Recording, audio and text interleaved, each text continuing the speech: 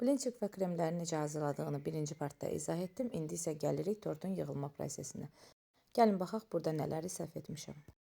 İlk olaraq 5 ədəd məndə yerləşdi. Sizdə neçə ədəd yerləşirsə blinçikimizi masanın üzərinə düzürük və kremləyib, daha sonra isə hazırlamış olduğumuz meyvələri üzərinə yerləşdirib, ortadan ikiyə qatlayırıq və rulet formasında çiçək şəklində bükürük.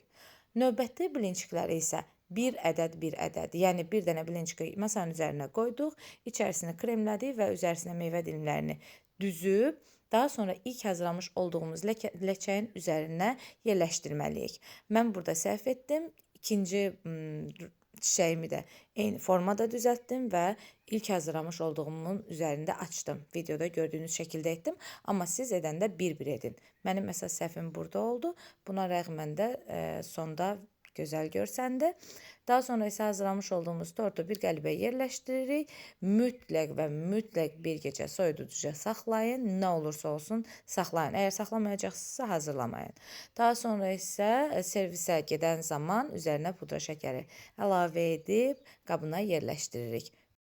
Hazırlayan hər kəsə indidən nuş olsun. Ümid edirəm bəyəndiniz. Mənim burada lentim də biraz qısa oldu. Lent də tapa bilmədim marketdə. Ona görə yaxşı bir bantik bağlaya bilmədim. Siz lenti də biraz uzun istifadə edin ki, xoş görünsün.